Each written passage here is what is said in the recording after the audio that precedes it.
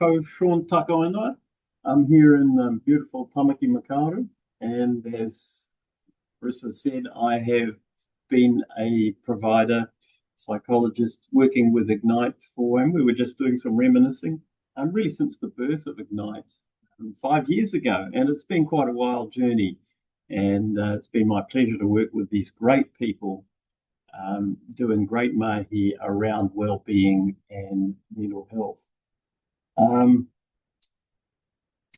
I am passionate about this area, and so it's a huge privilege for me to be able to talk about well-being, and particularly for Mental Health Awareness Week. I know that some of you will have been trying to join that first time, and my apologies if things didn't quite work out that time, but this is our chance now to really do a little bit of a deep dive into what well-being is about and how connection and togetherness is so important in maintaining well-being. So apologies for whatever some of you who were a bit frustrated that first time as I was. Here we are now, so let's move on. I'd like us to start with a brief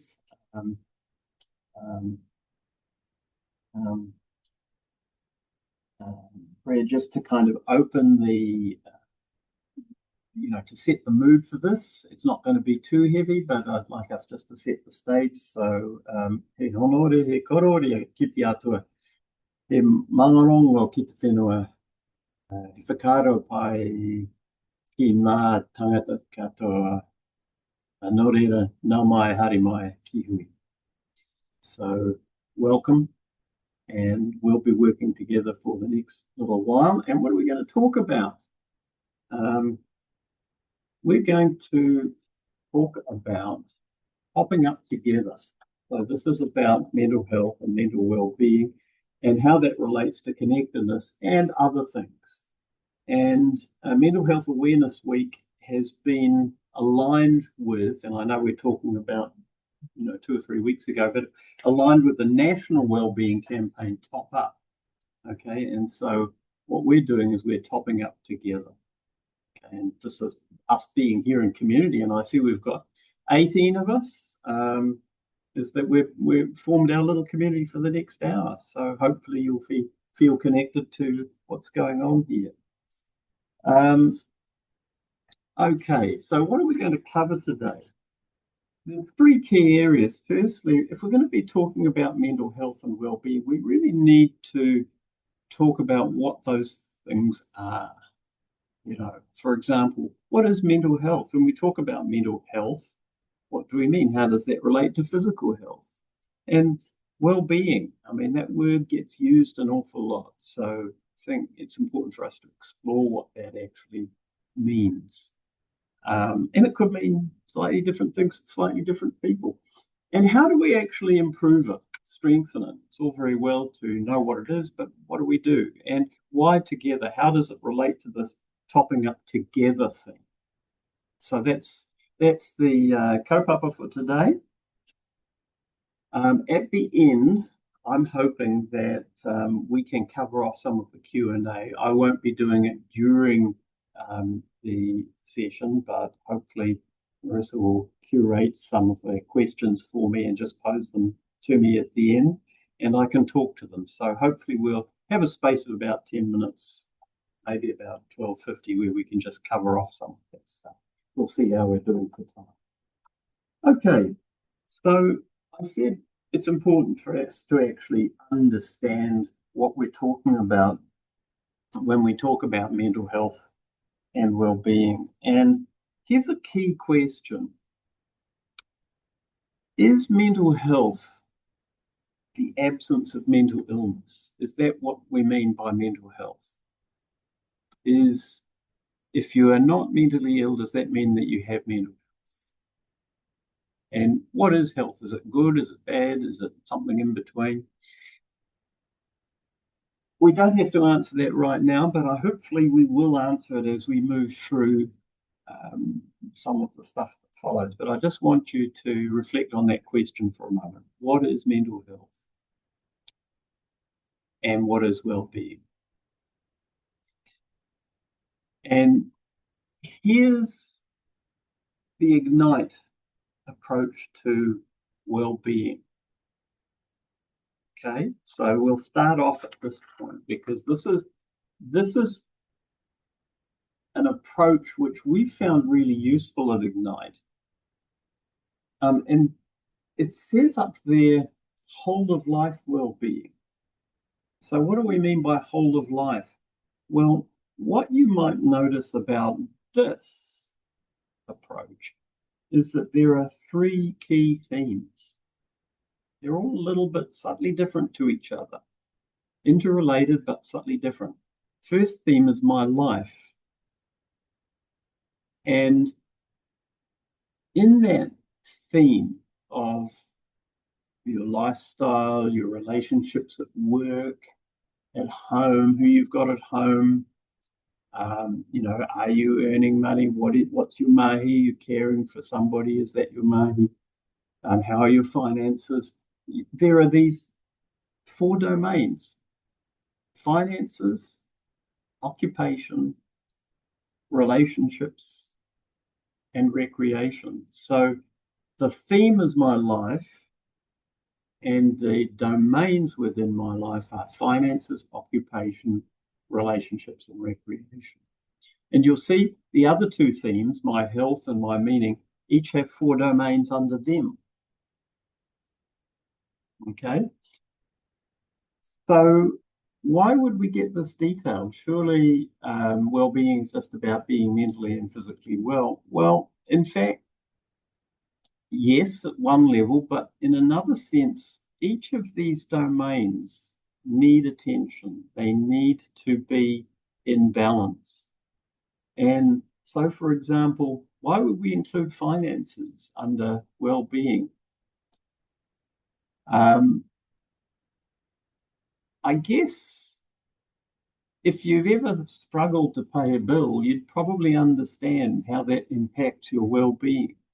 And so how you are financially, whether you have assets or whether you have income or where you sit on that scale, and whether your expenditure is in balance, or whether you feel you can get ahead in life or manage financially, really does impact on your whole of life well-being. In the same way, if you've ever been frustrated at work or not having work or having too much work or too little work, your occupation will. Now, I just want to make a point about that domain of occupation. That doesn't necessarily just mean, paid employment. You could be retired. You could be studying. You could be caring for an elder. You could be caring for a child. And that could be your mahi. That could be your occupation. So I'm not just talking about paid employment with that. But when you're struggling with some aspect of what that mahi is, or if you're finding satisfaction in it, obviously that is going to have an impact on your well-being. Similarly, relationships. Coming to this theme of together, today's theme of topping up together, relationships are absolutely paramount. How are we getting on with the people in our house? How did we feel when we had an argument with our partner or our bestie just before we headed off to school or work? So relationships matter. And recreation, why is that in there? Well, think about it. The word comes from Latin, recreare, to recreate. Okay? And if we don't have this recreational renewal in our life through things that allow us to replenish, to enjoy, to find some purpose and meaning, then, life becomes pretty grey. So, we need to play, we need to recreate. So you can see how each of these things make up that domain of my life. And similarly, if you look at the other theme, you can see how they relate to each other. If you look under the theme of my health and you look at the domain of home, you can see that obviously if you're living in your car, you don't have a warm, dry home, that's going to have an effect on your health.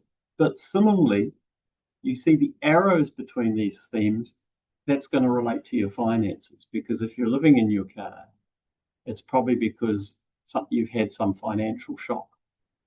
Okay. and we all know how expensive housing is. So you can see that these things are all related to each other, and that's why we call it whole of life well-being. You can't just pick one thing out and say, well, actually, this bit's not important, or this bit is the most important. All of these things relate to each other. Briefly going on to that last theme, my meaning, you can see that things around identity, beliefs, it doesn't matter what you believe in, but you need to be believing in something. You need to have, we're all in some culture of some sort, and we need to understand what that is and feel that it's our culture. And connectedness, once again, are we connected?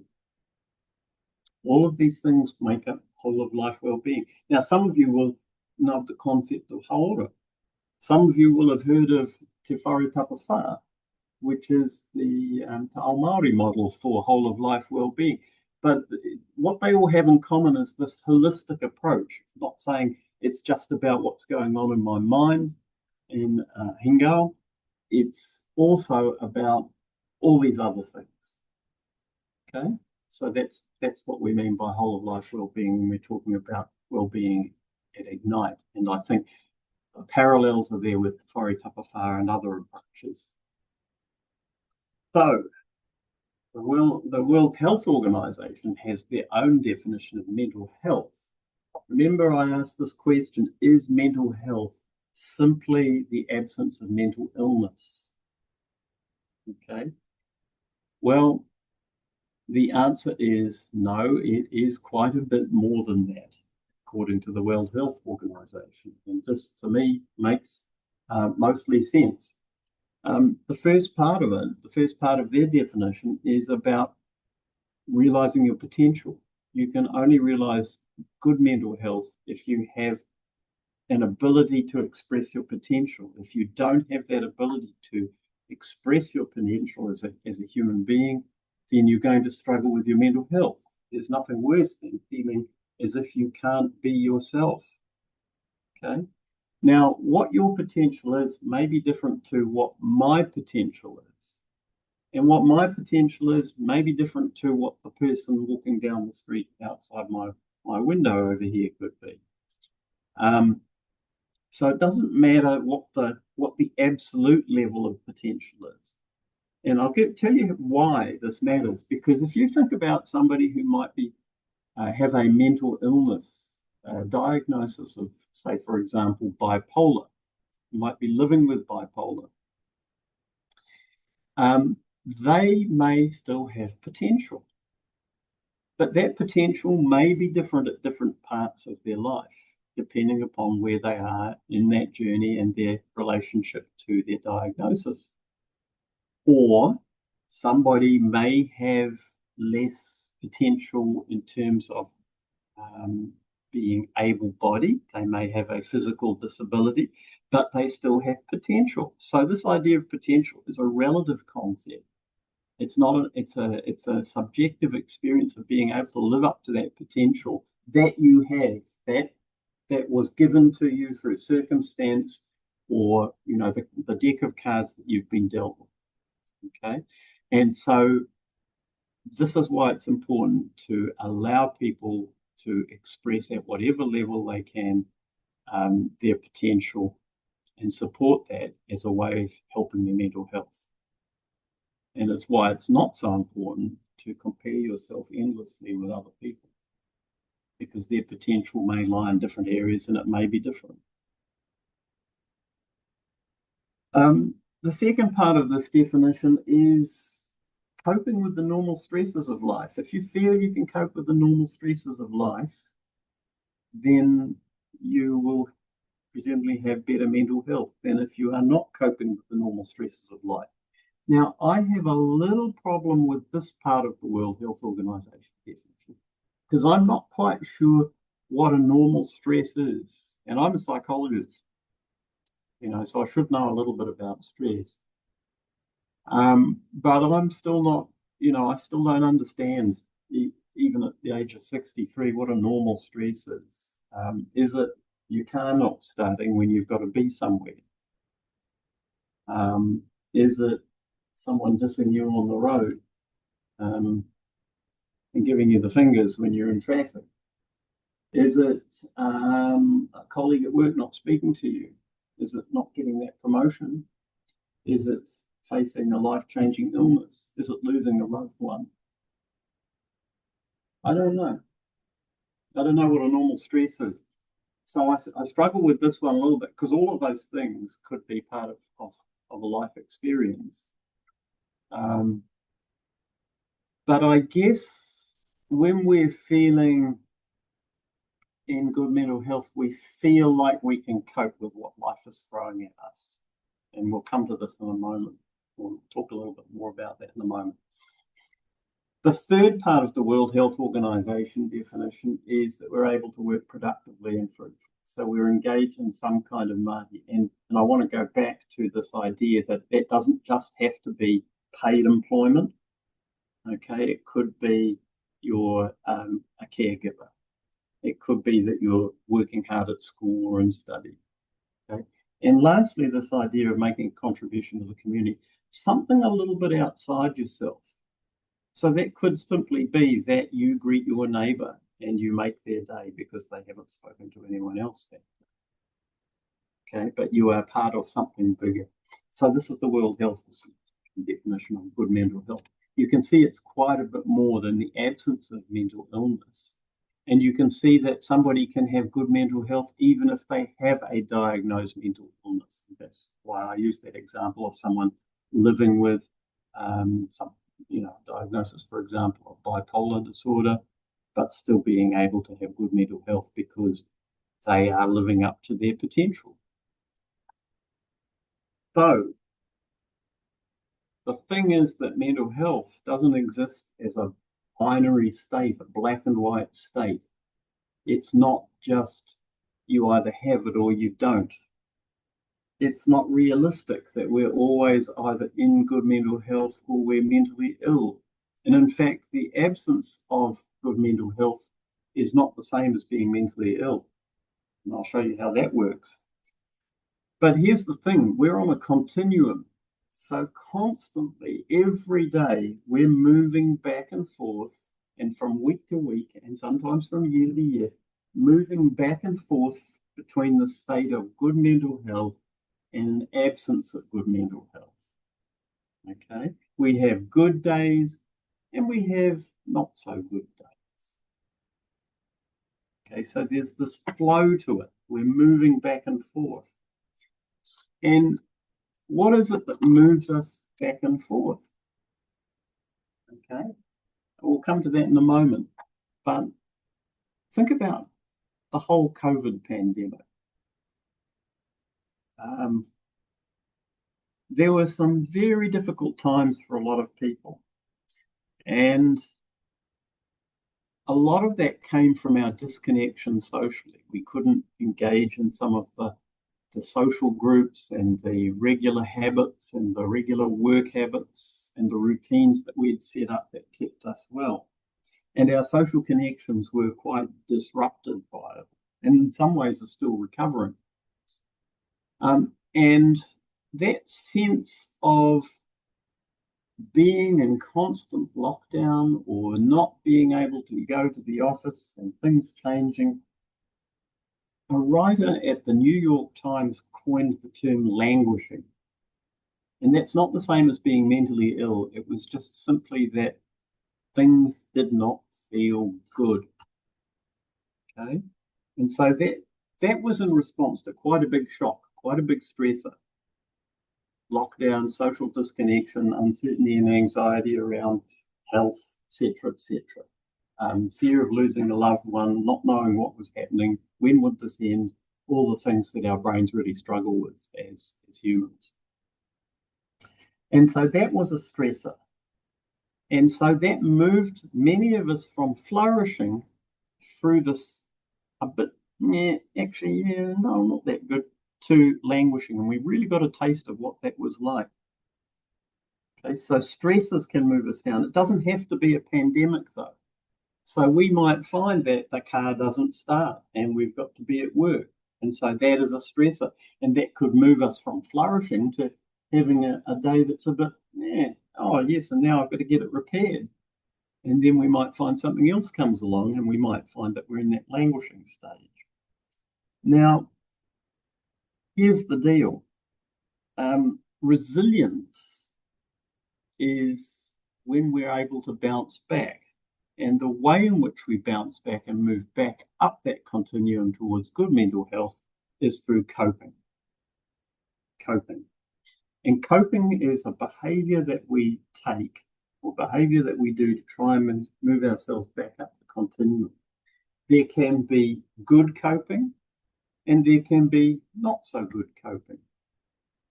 If I was to say to you that smoking meth was a form of coping behavior, would you believe me? Yes, it is. Yes, it is. It's just not particularly effective in the medium to long term, but it is an attempt to move oneself into a feeling better state of good mental health. It is self-medication of a form. That's what recreational drugs are. They're a form of self-medication to try and move our mental health. That's why people do it, because it supposedly feels good. The problem with something like smoking meth is that it's not a healthy coping behavior because it will actually push you totally down the other way if you do it long enough and without any control. And it can have some very negative side effects in your life.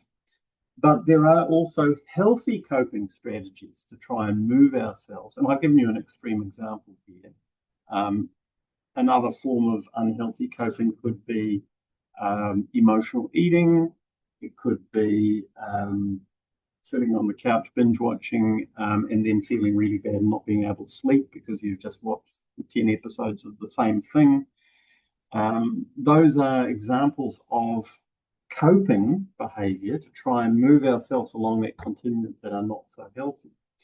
Here's the thing. There are also healthy coping behaviors, and we can build resilience by working on these healthy coping behaviors. So, for example, we're shy, we're a little bit disconnected, and so as a way of coping, we reach out to somebody else, even though that provokes a bit of anxiety. That is more healthy coping. We get rewarded, for example, by improving a connection with somebody else. We get a nice serotonin neurotransmitter hit from interacting with this person, and it's gone well. And then the next time we're more inclined to do it, and we develop more skills at being social, etc., etc. And so that would be a healthy coping behavior. Another healthy coping behavior, you're tired at the end of a long working day and you're feeling stressed and you go for a walk and then you come back and you feel better, even though you didn't feel like doing it at the start. Okay? And that might shift your mood, and so that's healthy coping. So resilience is the art of when a stressor comes along, like a busy day or something in your life that's not going so well, like your car needing repair, and then you cope with it by doing something positive to resolve that situation. That is called resilience. Now, how do we build resilience? How do we strengthen our well-being? Because strengthening our well-being is all about building resilience. Now, obviously, connecting with other people is a huge part of it. What would well-being look like? Now, we talked about the World Health Organization definition of good mental health. This is the Mental Health Foundation definition of good well-being. And so remember I asked that question, is good mental health more than, the absence of mental illness? This is where I got this from. Mental well-being is more than the absence of mental illness. And it's more than feeling happy. In fact, feeling happy is a bit of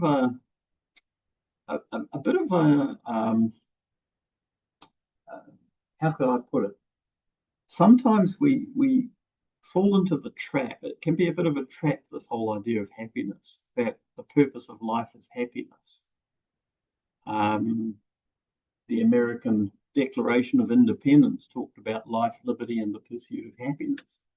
And so if we're always pursuing happiness, it's always seeming just that little bit out of grasp, The thing is that happiness just comes in fleeting moments, and life and mental well-being is not necessarily about chasing happiness or those moments, odd moments when you are happy. It's actually something a little bit more complex. It's actually about purpose and meaning, okay? And it's about having things that ground you. It's about knowing why you're here and who matters to you, and having those people in your life. And even if they're not in your life, not everybody that you want in your life is in your life, being aware of the people who are in your life. Okay. So it's not about happiness per se, it's about doing the things that have meaning and purpose, that connect us to others, because you can see that in this definition. Someone with positive mental health and high well-being is feeling good, functioning well, so they're doing those things that they need to do for their mahi. They have some degree of satisfaction, that they're coping, they're developing as a person, so they're growing in some way, and they have strong relationships. And that strong relationships probably to me is the most important. That is this togetherness, because we are definitely social creatures, and being in connection with others has so many positive benefits. So you can see the similarity between this mental health foundation definition and the Ignite approach, which is those 3 key themes: my life, and so on.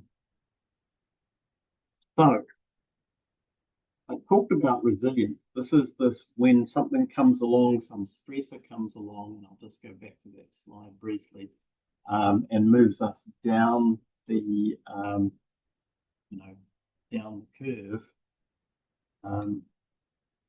We go down here, and then coping is, so this is a stress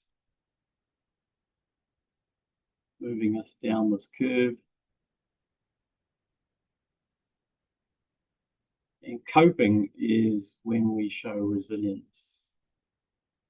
And resilience is coping behaviors that move us back up. Okay, so what is resilience? It's a process to harness resources in order to sustain well-being. That's coping. Okay. Now, I'm going to give you an example of weight training. Weight training is a really good example of resilience and how we build resilience. Now, you might think, I don't like going to the gym. What's this got to do with me? That's not what I'm saying. I'm not saying you need to go to the gym to build resilience and improve your well-being, although probably not a bad idea.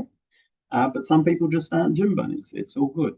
But I want to use it as an example of how you build resilience, because what happens is when you lift up a weight, right, you are tearing the fibers of your muscle, right?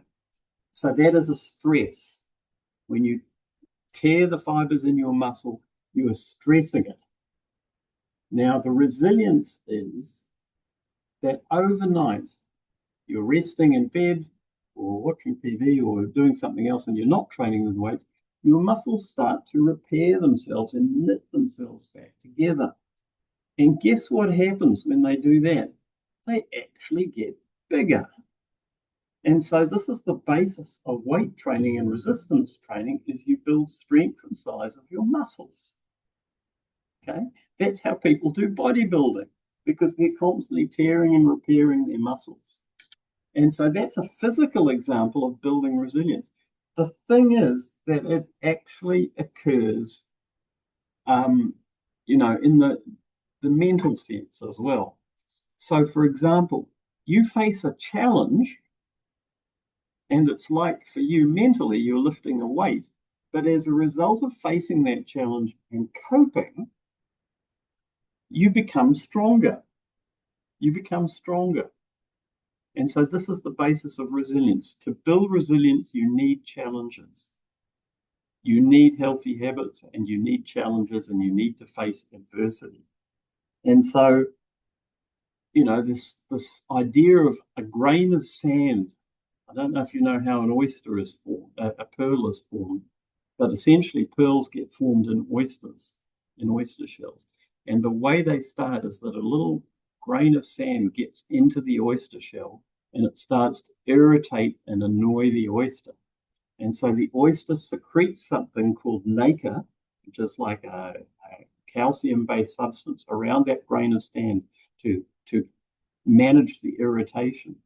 And eventually it lays down more layers, and the pearl becomes bigger and bigger. Eventually it becomes this pearl, this beautiful thing out of this really irritating thing.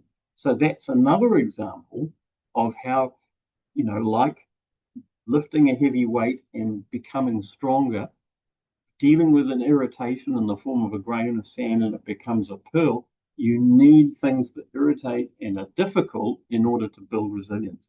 Now, you see how this operates if you've got kids.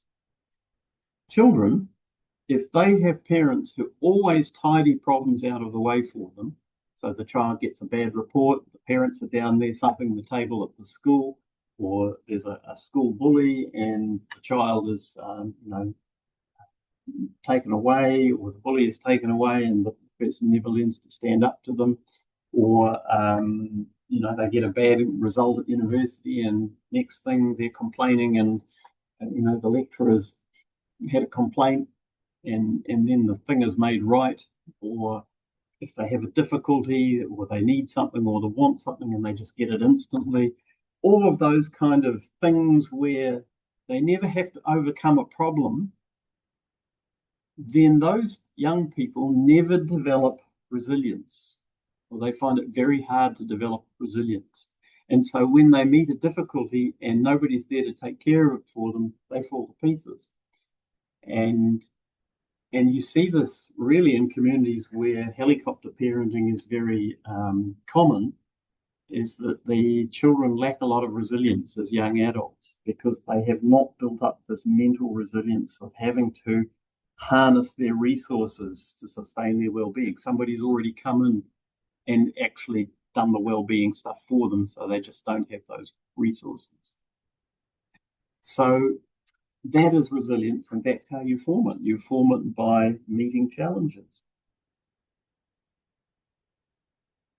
How else can we build up resilience and well-being? Well, this is what we call the 5 ways to well-being. Okay, and this is an evidence-based model, and social scientists have found that if we give attention to each of these aspects of our lives, or each of these activities, then we will be in the best possible situation for maintaining and improving our well-being. And the first one is the most important one. It's connection. So it's that togetherness. And it's about being in community. We'll go into each one briefly. The next one is give, take notice, keep learning, and being active. So I'm going to invite you to think about these things in terms of what you can do to make sure that you're covering off each one of them, because they're all important. Let's dive in a little bit deeper.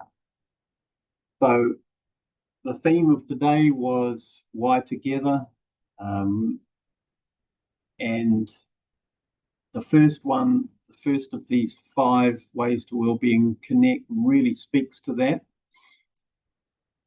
As I said, I think it's the most important, and the evidence is right here. If you are lonely and you are isolated, your risk of burnout at work or burnout in your mahi, if it's not paid work, is 30 times higher. Okay, so staying connected is hugely important for well-being. You're at great risk if you don't have those connections or don't maintain those connections. Some people need more connections than others. That's fine. So there are individual differences in this. And there is a little bit of a caveat on connectedness, which I'll come to in the next slide. But yes, very important to maintain strong relationships. They're essential for boosting resilience and well-being. To illustrate how important this actually is, if you're a prisoner and unfortunate enough to be incarcerated in the criminal justice system, then the way in which you're punished is not physically, but it's through isolation. That's the worst thing you can do to someone, is put them in social isolation. That's what you do to punish a prisoner who's misbehaving. You put them in isolation. It's what you used to do as a punishment to people who had committed a political crime, as they were banished.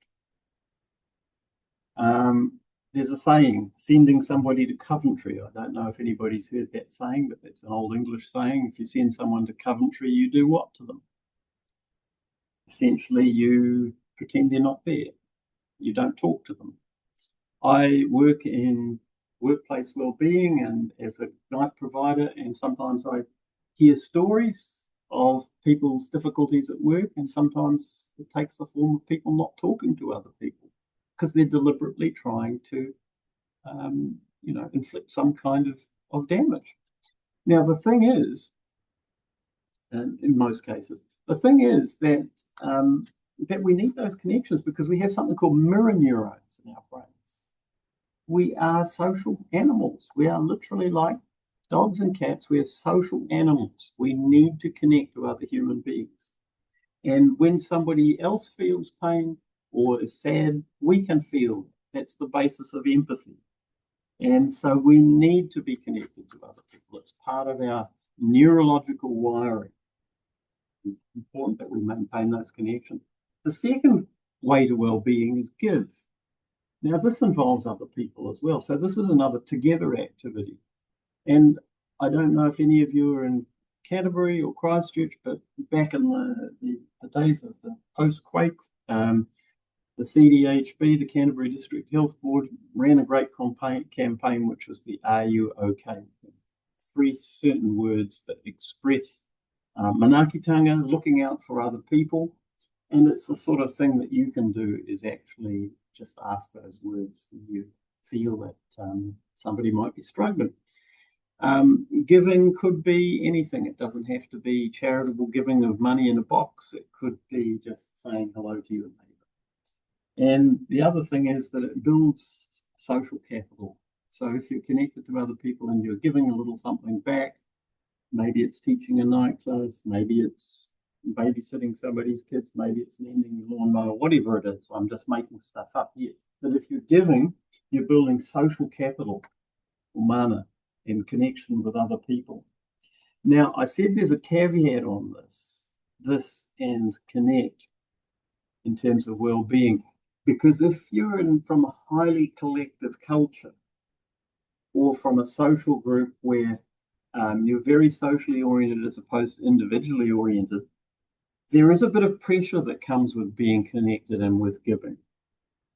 So if, for example, your identity is tied up with how closely you participate in group activities, and if it's kind of like not part of your tikanga to kind of be alone and have alone time, but that's something you actually need, or if you're assessed in terms of your worth for how much you give to others, as can be the case in some roles and in some families and in some social environments and cultures, then this can become a bit of a burden. Maybe you're being asked to give more than you can actually give, or you're giving till it hurts. Maybe the stress of constantly being connected or being expected to respond or being part of the group can actually be quite stressful. So what I'm saying is this isn't totally black and white. There is an optimum level of connectedness and giving that is right for you. And it may be that you could be stressed by the requirements of doing too much of this stuff. So I'm just saying there's another side to this. I do see people who come from quite collective cultures where they come to me not because they're disconnected, but because they're overly connected and they can't escape their fun. or their friends, or they feel guilty about wanting to, do something for themselves. So yeah, there's a bit of nuance to this. The third one is take notice. And this is about being together with yourself or your environment, but paying attention to the current moment. It's about putting down this and connecting to what's going on in here and what you can see, and just being fully present and connecting with the world around you. It's about, really not being too focused on the future, not thinking too much about the past, but just noticing what's going on in the moment. You don't have to go on a meditation retreat to do this. In fact, it's probably better if you can do it in the moment, because going on a meditation retreat or a yoga retreat, those things are good, but that's not real life. If you can do that, if you can do this taking notice and being in the moment in real life, then that's a much more valuable skill. Even walking the dog actually is a good way of doing it, because dogs are in the moment. They don't think too much about the future. They don't think too much about the past. They're just happy to sniff stuff. So a dog is a great way of learning how to take notice. You just copy what they do. Keep learning. Talked about this idea of growth. And if you remember that example, that definition of the Mental Health Foundation is that somebody is growing. This doesn't mean that you have to sign up and do a degree or a PhD. It means that you simply keep learning new skills. You keep learning by, I don't know, it could be anything, a new hobby. Maybe you just develop a new competence at work. Maybe you just get better at sowing your garden by planting the seeds at the right time. It could be anything. It could be reading a book by an author that you hadn't read before, or finding out something about a country that you didn't know. But it's about this willingness to grow, and that creates neural plasticity. It's good for our brains. It staves off neurodegenerative disorders like Alzheimer's and so on. So embrace new experiences, learn new things, learn about stuff that you don't know. Just don't stay in your comfort zone the whole time. And that builds resilience as well. And the last one is being active. So this is about moving your body. This is about doing what you can. It doesn't mean that you have to go to the gym. I just used that gym example as an example of how you physically build muscle resilience, with the idea that you can do the same with your mind and your mood. So I'm not talking about necessarily going to the gym. It could be you walk the dog. It could be that you park the car half a mile from, or half a kilometre from where you work, and just walk the last 500 metres if you don't have any other opportunity to exercise in the day. It's better if it's social, because other people will hold you accountable and you won't be so lonely doing it. So once again, it's that connectedness and togetherness. Being active also includes other things that you can do with your body. So you need to sleep it. You need to make sure that you get that you aim for 7 or 8 hours sleep a night. Don't get too anxious if you don't feel you're getting that, but do aim for it. Make sure you turn your device off. Make sure you go to the bed to bed at the same time each night. All those sleep hygiene things. So this is a bit more than just moving. It's about looking after your body, because frankly, it's the only way that that you'll have well-being. If you don't have a body, you won't have well-being. Okay. So that kind of brings us to the end of the 5 ways to well-being, which kind of moves us towards the wrapping up area. And in a moment, we'll see if there are any questions in the Q&A. So we've covered off this kind of whole of life, this idea of whole of life well-being. We looked at that Ignite approach, which involves the 3 themes and the 12 domains, everything from finances through to connectedness. Te whare tapawha, these things are holistic. There are many aspects that make up well-being, but togetherness and connectedness is probably the key theme of today. Our mental health and our well-being exists on a continuum. So that is this idea that we're not always one thing or the other. In good mental health, sometimes we can have an absence of good mental health. And sometimes we may have a diagnosable mental illness, but that doesn't mean we can't have well-being. We can learn new skills. We can build resilience, and that means challenging ourselves, like being at the gym. I'm not saying go to the gym. I'm saying just like challenging yourself at the gym, you can challenge yourself at life by coming across situations or interacting with people to develop new skills to strengthen your resilience and your mental health and well-being. The 5 Ways to Wellbeing, really good model. You can find that online. You just need to Google 5 Ways to Wellbeing. There are lots of tips online as well, proven to improve mental health and well-being. And the key thing I think that connect is the most important of all.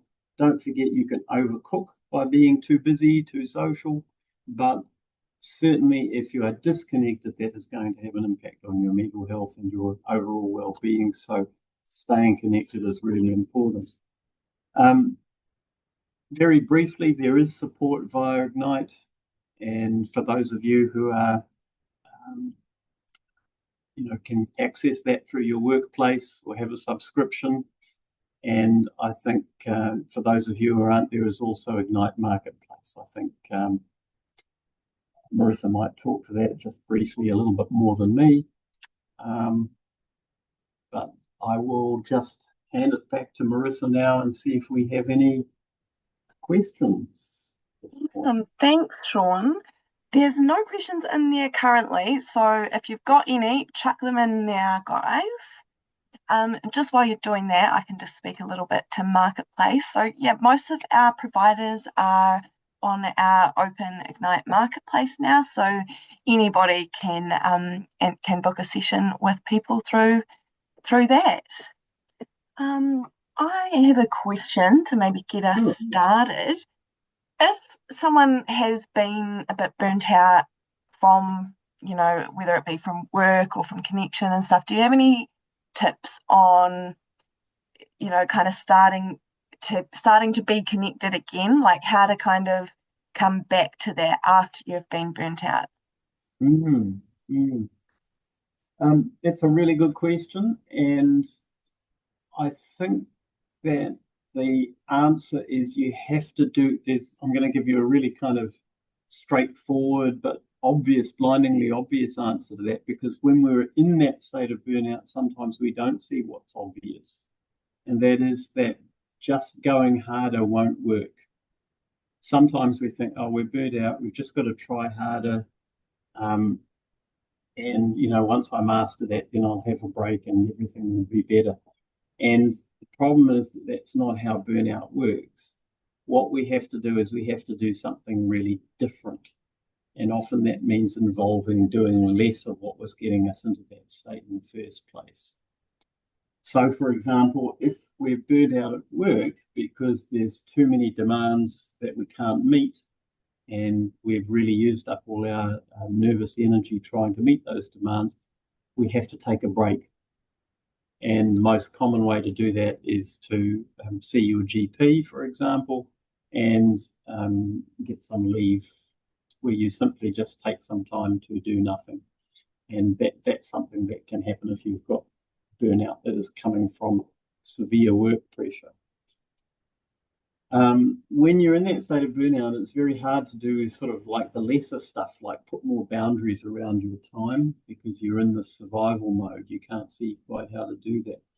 If the burnout is coming from social obligations, for example, and you're just burning the candle at both ends, and there's just constant family demands or friend demands on you, then you really need to kind of do the equivalent of have the doctor's note, and that start to turn down invitations, because there's that old saying, you can't pour from an empty cup or an empty jug, And if you've got nothing left to give because you've been giving so much socially to those people that matter to you, then it's you're not going to be much use to them.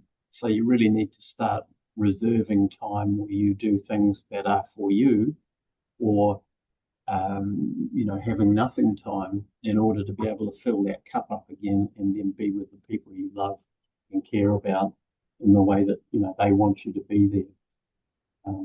So I hope that that kind of helps. Yeah, that answers that. Thank you, Shaun. We've got another one. Someone else has said, I love the focus on connection as I'm critical of the individualist nature of self-care. I'm curious to know how we might move towards more collective models of care. Mm, mm. Yeah, this is something that's a really, really good question, and I don't know the answer about that. I mean, when we do look at models of self-care, often it's that kind of Instagram, I'm lighting a candle by the bath and having a hot bath, and not being with other people, or I'm going off on a retreat, or I'm going to Bali. It's that kind of metaphorical. Going to Bali is kind of like a retreat. That word retreat is a withdrawal. So how do you withdraw in a collectivist way? You're trying to decrease the stimulation. And, I just don't know the answer to that. I think it is a real conundrum. I think perhaps there are traditions in collectivist societies that might be useful to inform us. I mean, even in highly collectivist societies, like, for example, the Indian subcontinent, this idea of withdrawal from overstimulation or the senses is a big theme of the yogic tradition. How do you find some peace amongst the busyness of a very populated and busy place? Maybe meditation, that would be an example. I can't think of one, say, for example, in Pacifica or Maori culture, but I'm sure there has to be something that kind of sits in that space. And you know what? I don't know what it is. I'm really curious now. Maybe somebody in the audience could pose an answer as a question. So true.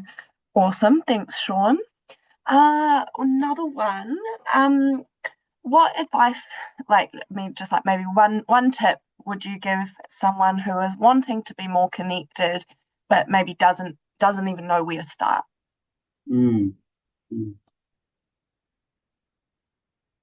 I would say get offline. I would say look for in real life activities like meets. I think there is actually, speaking of getting offline, there is an app which is just, I think there's an app called Meetup, which is all about in real life get-togethers. And, this isn't about dating or anything like that. This is simply people who just want to be together in real life. I remember there was, when I was still running, there was something called Park Run, which was every Sunday morning. And I know there was one, they have them all around New Zealand, but you could literally go along and walk 5Ks with other people if you wanted. And, every fifth or so time, you'd be asked to help out on the course. And this was, most people can walk 5Ks. So there's little things like that. I suppose it also could be like if you're good at a sport, maybe looking out for some sports teams that you could join, or like if you're into crafting, craft groups. Societies. I guess I guess it sort of depends what you're into as well. And then there's also this idea of being at work, right? We think we've got to be doing all this work all the time, and yes, work is busy, but when was the last time you wandered down the corridor and found a colleague and said, how are you? Mm. And asked about how things were with them. How's their home life? True, true. You know, Someone has also mentioned like local libraries offer a lot. That's probably another great place to start to find some community. absolutely, absolutely. Or what Cool. class could you, for example, rather than saying, how can I belong to something? How could you encourage other people to belong to something, and how could you put something out there? So do you have a skill, for example, that other people might be interested in? Could Hmm. you start a group on Facebook to say, well, let's meet up and we're going to play, um, we're going to play backgammon because I know the rules of backgammon. Is anyone interested? That's So awesome. that way you're covering off two things. You're giving as well as connecting Hmm. True. and helping other people learn. So you're actually covering off three of those 5 ways to well-being with one simple action. That's pretty cool. Cool. Well, I don't think we've got any other questions. Um, if you'd like to close us off. Sure. So just with the whakataaki, he waka eke noa, we're all in this together. And that whakataaki kind of sums up this whole thing around connectedness. My well-being depends on your well-being. So with that, I want to thank you for attending and wish you all the best in your journey, in your well-being journey and in your mental health journey. And remember that the good folk of Ignite are here with all the resources that you need. So, yeah, Kia ora, thank you. Shaun. Good on. Thanks, everybody. Thanks for coming. We hope you have a great rest of your day and go well. As we mentioned, this will be recorded and in the resource library if you guys want to share it around or watch it again. Cool. Kia ora.